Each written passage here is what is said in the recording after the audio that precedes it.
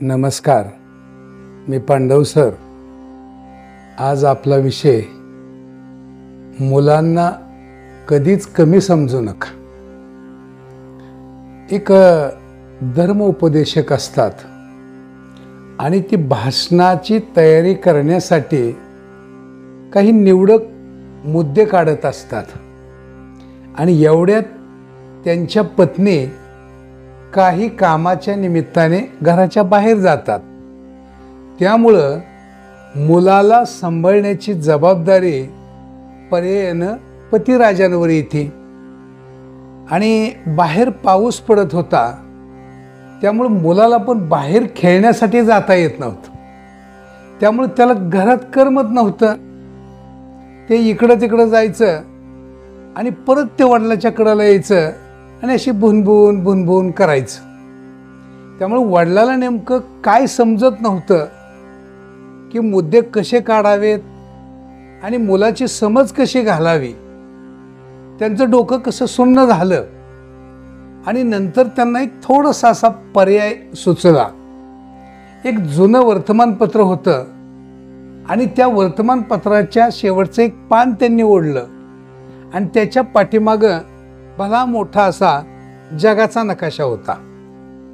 त्या जगाचा नकाशा त्यांनी काढला आणि त्याचे बारीक बारीक बारीक असे तुकडे केले आणि ते तुकडे केल्यानंतर त्या मुलाला त्यांनी जवळ बोलून घेतलं आणि सांगितलं, बाळा, हे मी तुला जगाच्या नकाशाचे तुकडे दिलेले आहेत.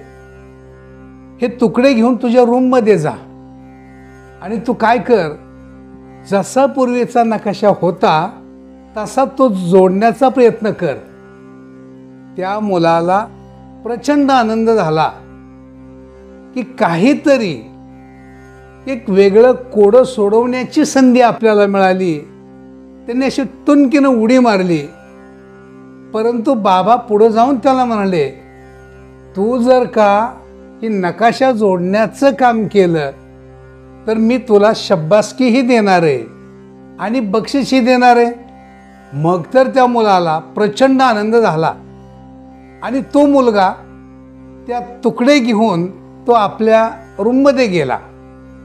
ते सगळे टेबलवरती मांडले आणि मुलगा ते नकाशा जोडण्यामध्ये कसा मग्न होऊन गेलेला आहे आणि वडिलाला त्यांच्या रूममध्ये गेल्यानंतर प्रचंड आनंद झाला की आता मला कसं निवांत माझ्या भाषणाचे मुद्दे काढता येतील आणि मी एक अवघड कामगिरी मी त्याच्यावरती सोपवलेली आहे. कमीत कमी त्याला ही नकाशा जोडण्यासाठी 1 तास लागणार आहे. त्यामुळे वडील कसे निश्चिंत झाले आणि आनंदाच्या भरामध्ये त्यांनी भाषणाचे एक एक मुद्दे काढायला सुरुवात केली. मित्रांनो, 5 मिनटं संपली, 10 मिनटं संपली आणि वडील त्यांच्या कामामध्ये मग्न असताना अचानक दरवाज्यावरची कडी टकटक वाजली.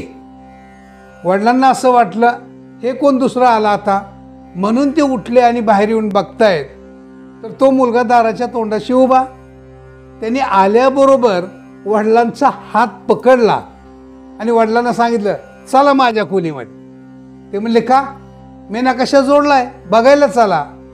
वडील गेले आणि टेबलवरती पाहिलं तर त्यांना आश्चर्याचा धक्का बसला. जगाचा नकाशा त्यांनी जसा पाहिजे तसा अचूक त्यांनी जोडलेला होता. वडिलाला काही समजलं नाही, जोडण्याचं मर्म त्यांच्या लक्षात आलं नाही.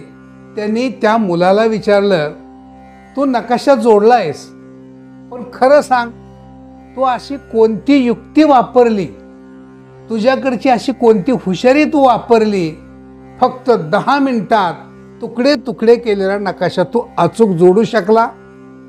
त्या मुलाने पटकीनं उत्तर दिलं, बाबा, एकदम सोपं.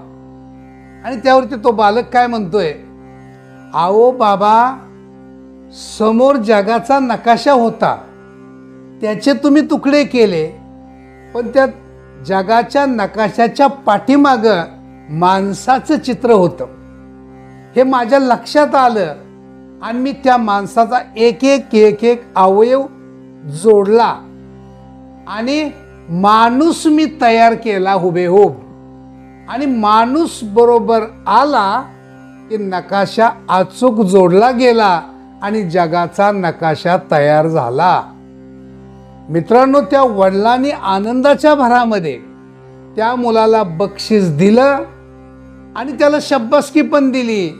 आणि त्याच्या पुढं त्या मुलाकडून त्या वडिलांना भाषण करण्यासाठी योग्य विषय पण मिळाला. आणि तो विषय कोणता? माणूस बरोबर तर जग बरोबर. मित्रांनो, हा माझा छोटासा व्हिडिओ मी आपल्या पुढे मांडलेला आहे. आवडला कमेंट करा, लाईक करा, शेअर करा आणि सबस्क्राईब करायला मात्र अजिबात विसरू नका. नंतर भेटू आपण पुढच्या भागात. तोपर्यंत नमस्कार.